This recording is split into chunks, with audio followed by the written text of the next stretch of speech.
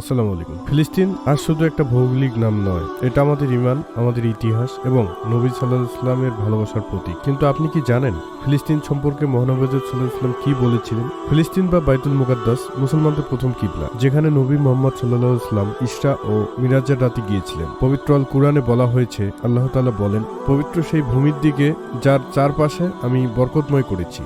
সূরা আল ইসরা আয়াত 1। এই আয়াতে ইঙ্গিত করা হয়েছে বাইতুল মুকাদ্দাস ও তার আশেপাশের এলাকা অর্থাৎ ফিলিস্তিন অঞ্চল।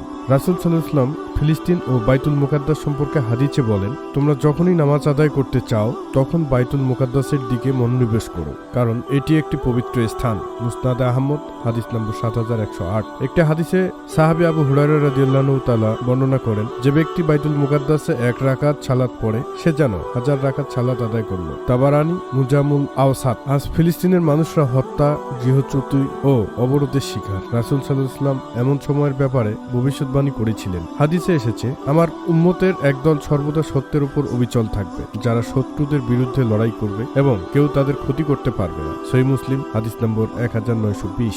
ইসলামী স্কলাররা ব্যাখ্যা করেন, এই দলিলটি ফিলিস্তিন ও আশেপাশের অঞ্চলের বসবাসকারী মুজাহিদদের ইঙ্গিত করে। আমরা কি করতে পারি? তাদের জন্য দোয়া করা, সচেতনতা ছড়ানো, সাহায্য পাঠানো, বিশ্বস্ত চ্যারিটির মাধ্যমে ফিলিস্তিনের ইতিহাস জানানো নতুন প্রজন্মকে। রাসূল সাল্লাল্লাহু আলাইহি ওয়াসাল্লাম বলেছেন, যে ব্যক্তি অন্যায়ের বিরুদ্ধে কথা বলে না সে যেন নিজেই সেই অন্যায়ের অংশ হয়ে যায়। তিরমিজি।